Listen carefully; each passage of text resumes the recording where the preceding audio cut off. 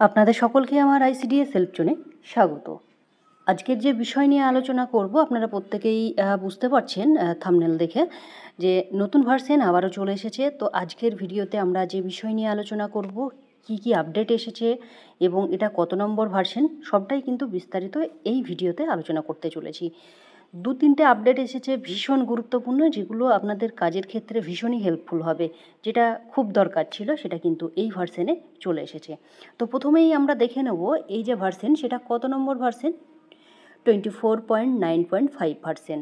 অর্থাৎ এই ভার্সনে কী আপডেট হয়েছে বা কী কাজ আপনাদের বাড়লো বা কী কাজের সমাধান হলো বা কী কাজ আপনাদেরকে করতে হবে না, সবটাই কিন্তু বিস্তারিত আলোচনা হবে।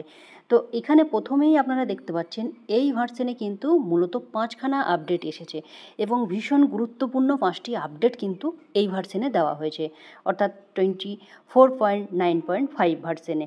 তো চলুন আমরা প্রত্যেকটা আপডেট কিন্তু একটি করে আলোচনা করে নেব এবং কি আপডেট এসেছে বা কি কাজ করতে হবে বা কোন কাজের সমস্যার সমাধান হলো, সবটা নিয়ে আজকে আলোচনা করছি। তো প্রথমেই দেখতে পাচ্ছেন যে আপডেটটির কথা বলা হয়েছে, যদিও এই আপডেটটি প্রথমকার ঘরের যে আপডেট রয়েছে সেটা কিন্তু ওয়ার্কার দিদিদের কোনো কাজে লাগবে না। এটা শুধুমাত্র সিডিপিও বা আপনার ডিপিও স্যার ম্যাডামদের জন্যেই কিন্তু আপডেটটি এসেছে। অর্থাৎ দেখুন, common dashboard is available is SS app for DPOs and CDPOs. অর্থাৎ সাপোর্টিভ সুপারভিশন যে অ্যাপসটি রয়েছে সেই অ্যাপসে যে কমন ড্যাশবোর্ড সেটা কিন্তু থাকবে সিডিপিও এবং ডিপিওদের জন্যে।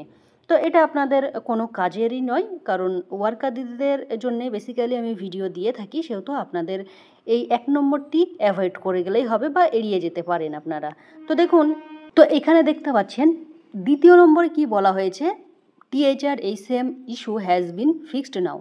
অর্থাৎ আপনারা যখন এইচসিএম দিচ্ছিলেন বা অন্য স্টেটে যখন টিএইচআর দিচ্ছিল, সেখানে কিন্তু কিছু সমস্যা কিন্তু দেখা দিচ্ছিল, সেই সমস্যার সমাধান কিন্তু করা হয়েছে এই ভার্সনে।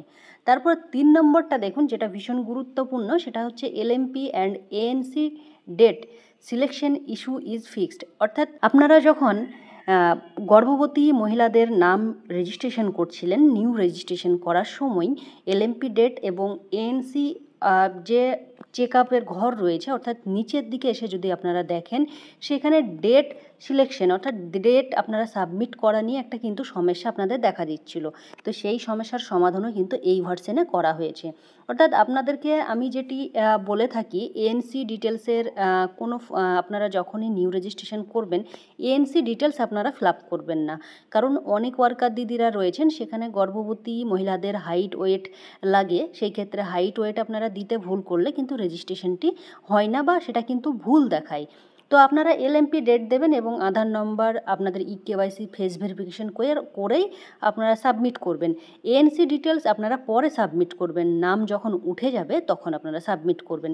কারণ এএনসি ডিটেলসের ব্যাপারটা অনেক ওয়ার্কার দিদিরাই কিন্তু বুঝতে পারেন না, সেহেতু এএনসি ডিটেলস কবে তার ফার্স্ট চেক আপ হয়েছে, তার হিমোগ্লোবিনের পরিমাণ, তার হাইট, তার ওয়েট, এগুলো কিন্তু না দিলেও আপনি সাবমিট যদি করে দেন তাহলে কিন্তু আপনার রেজিস্ট্রেশন হয়ে যাবে। কারণ এই বিষয়গুলো করতে গিয়ে অনেক ওয়ার্কার দিদিরাই কিন্তু আপনারা ভুল করেন, সেহেতু কিন্তু রেজিস্ট্রেশনটি করা হয় না বা আপনারা করতে পারেন না। তো আপনারা এই বিষয়টি নিয়ে আমি আগের ভিডিওতেও বলেছি বা এর আগেও আমি নতুন রেজিস্ট্রেশন কিভাবে করবেন গর্ভবতীর, সেখানেও কিন্তু আমি পার্ট করে দেখিয়েছিলাম। তো তারপরে দেখুন 4 নম্বরের যে অপশানটি রয়েছে, তো 4 নম্বরের অপশানটি কি রয়েছে, অনলোড র্যান্ডম ক্রাশ ইস্যু ফিক্সড। অর্থাৎ আপনাদের যে সমস্যা হচ্ছিল, যে যখন আপনারা কোনো কিছু লোড করছিলেন বা সেই যে সমস্যাগুলো ছিল অর্থাৎ ক্রাশ হচ্ছিল, সেগুলো কিন্তু আপনাদের এই সমস্যার সমাধানও কিন্তু করা হয়েছে। অনেক ক্ষেত্রে আপনারা পোষণ ট্র্যাকারে কাজ করতে গেলে পোষণ ট্র্যাকারের বাইরে চলে আসছিলেন বা যখনই লগ ইন করতে যাচ্ছিলেন, সেই ক্ষেত্রে কিন্তু অনেক সমস্যা কিন্তু হচ্ছিল। তো সেগুলোরও কিন্তু সমাধান করা হয়েছে। অর্থাৎ আমরা ধরেই নিতে পারি এই ভার্সনে কিন্তু আমাদের কাজ কোনোটাই বাড়েনি, অর্থাৎ আমাদের যে সমস্যাগুলো ছিল সেই সমস্যার সমাধানই কিন্তু এই ভার্সনে করা হয়েছে। তারপরে 5 নম্বরেরটা দেখুন, 5 নম্বরেরটা ভীষণ গুরুত্বপূর্ণ, কারণ এটা নিয়ে আপনারা অনেকেই বুঝতে পারতেন না যখন এই মেসেজটি দিত, সেটারও কিন্তু সমাধান করা হয়েছে।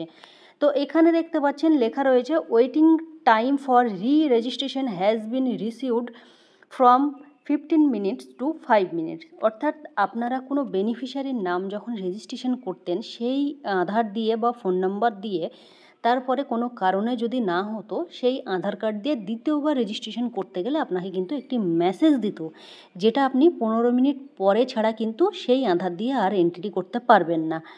তো সেটাকে সেই টাইমটা কমিয়ে কিন্তু 5 মিনিট করা হয়েছে, যেটা খুব দরকার ছিল। কারণ ধরুন কোনো বেনিফিশিয়ারি আপনার সেন্টারে আসলো, তার আধার নম্বর দিয়ে আপনি রেজিস্ট্রেশন করতে গেলেন, তখন দেখা গেল কোনো ভুল কারণবশত আপনি তার রেজিস্ট্রেশন করতে পারলেন না এবং আধার নাম্বারটি তার বসানো হয়ে গিয়েছে। এবার সেহেতু তার হাতে সময় থাকে না, সে বাড়ি যাওয়ার অনেক তাড়া দেখায়। তো সেই ক্ষেত্রে এই যে টাইমটি 15 মিনিট টাইম না হওয়া পর্যন্ত আপনারা রেজিস্ট্রেশন করতে পারতেন না। তো সেই সময়টা কমিয়ে কিন্তু 5 মিনিট করা হয়েছে।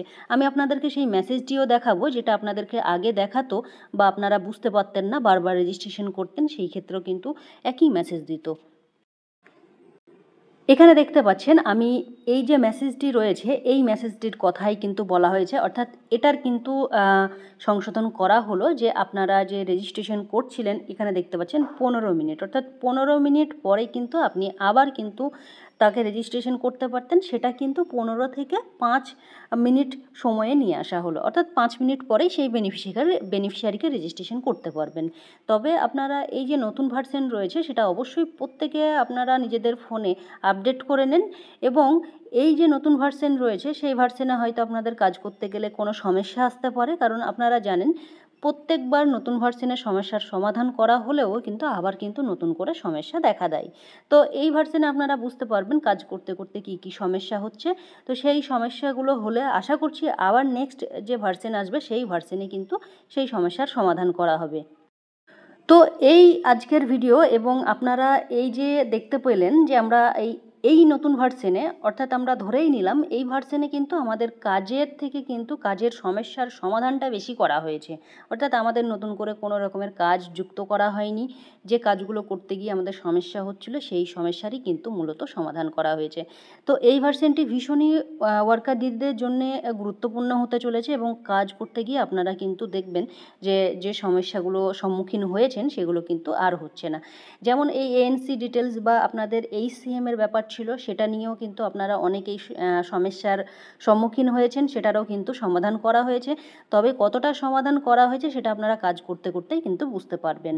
তো আশা করি ভিডিওটি আপনাদের হেল্পফুল হবে, এবং প্রত্যেকেই শেয়ার করবেন ভিডিওটি, এবং নতুন ভার্সনটি নিজেদের ফোনে রাখার চেষ্টা করবেন। আপনারা প্রত্যেকেই এক্ষুনি আপনারা পোষণ টাকার অ্যাপসটিকে আপডেট করে নেবেন। তো সকলে সুস্থ থাকবেন, ভালো থাকবেন, ধন্যবাদ।